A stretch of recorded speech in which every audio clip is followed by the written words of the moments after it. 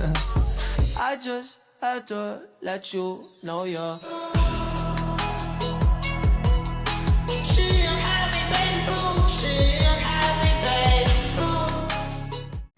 Assalamualaikum warahmatullahi wabarakatuh.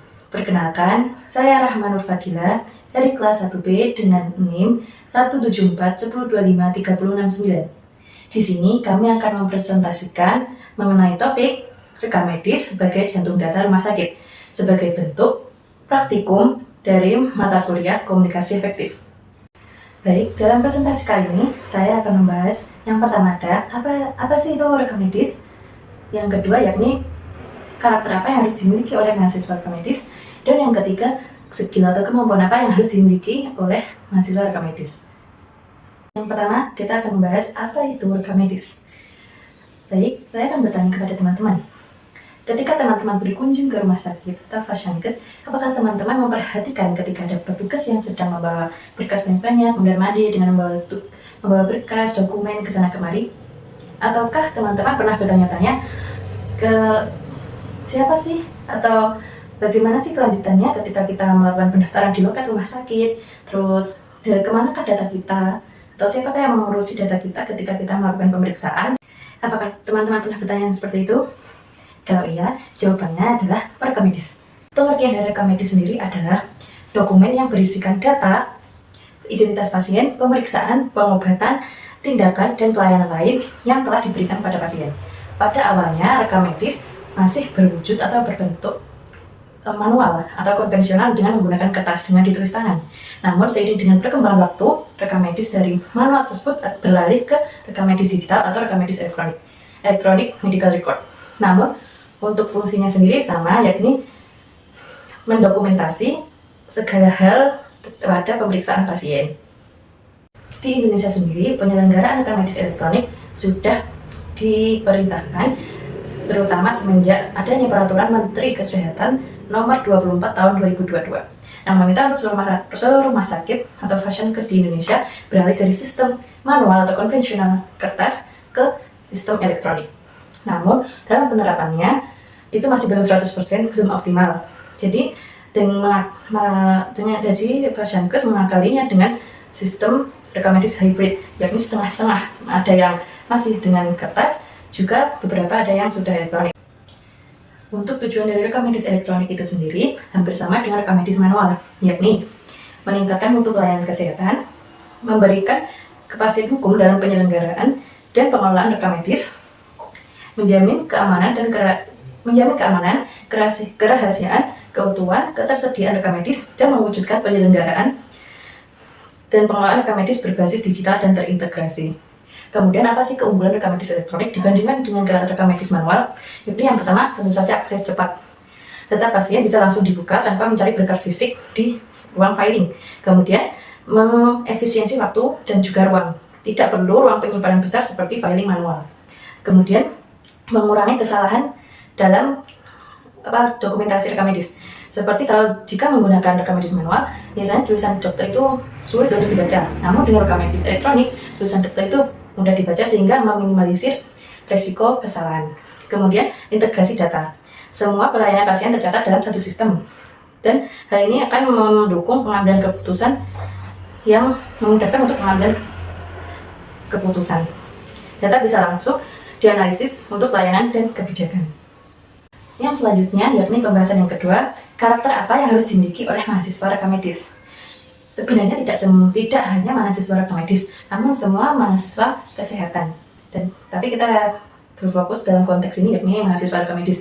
Yang pertama yakni disiplin, mematuhi jadwal, prosedur, dan juga aturan dalam menjalankan praktik serta penampilan, tingkah laku, kemudian sikap dan cara berkomunikasi yang profesional itu merupakan bentuk dari suatu kedisiplinan.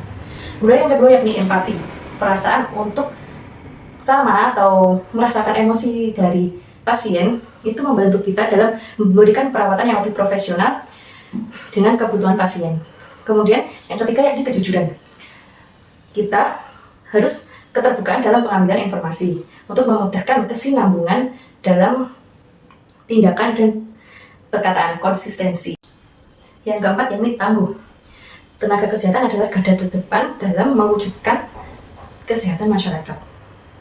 Nah, sehingga tenaga kesehatan dituntut untuk memberikan pengertian dan juga mengubah kesehatan buruk masyarakat, mengubah kebiasaan buruk masyarakat dalam kesehatan.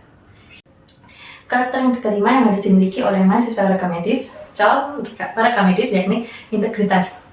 Menjaga etika profesi, bertindak sesuai dengan nilai-nilai moral, dan bertanggung jawab atas tindakan yang dilakukan, itu merupakan bentuk suatu integritas.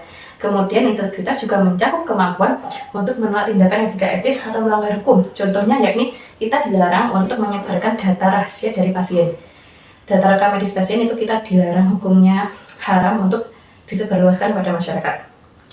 Kemudian bentuk tanggung jawab. Tanggung jawab pada tenaga kesehatan mencakup kesadaran atau tugas dan kewajiban serta kesediaan untuk mempertanggungjawabkan tindakan dan keputusan. Hal ini meliputi komitmen terhadap kode etik profesi, memberikan pelayanan terbaik kepada pasien, dan menjaga keprofesionalan dalam bekerja. Kemudian komunikasi efektif.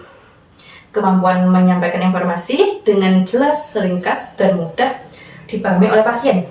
Komunikasi yang baik juga mencakup kemampuan mendengarkan dengan baik dan memberikan umpan baik yang komunikatif, yang konstruktif. Kemudian yang terakhir yakni kerja sama tim. Kita dalam bekerja itu tidak bisa untuk bekerja sendiri, terutama bagi seorang rekam medis. Ia akan membutuhkan data dari dokter, dari perawat, dari bidan, dan dari teman-teman rekan kerja yang lain. Sehingga kita harus menjaga keharmonisan dalam tim itu. Kita harus bekerja secara harmonis dengan tenaga kesehatan yang lain. Itu sangat penting dalam memberikan pelayanan kesehatan yang komprehensif. Baik, kita masuk ke pembahasan yang ketiga, yakni apa saja sih keahlian yang harus dimiliki oleh para medis, terutama dalam menghadapi era digital saat ini. Yang pertama yakni keahlian teknologi informasi.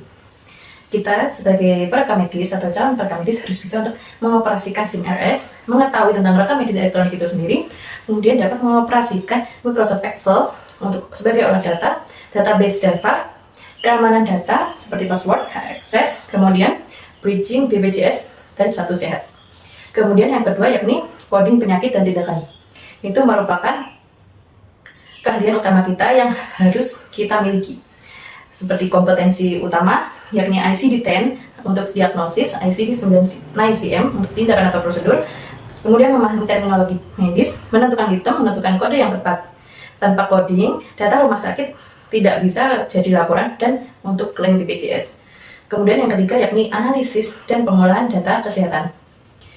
Seperti analisis BOR, LOS, TOI, BTO. Kemudian statistik rumah sakit, kemudian analisis mutu pelayanan, dan epidemiologi sederhana.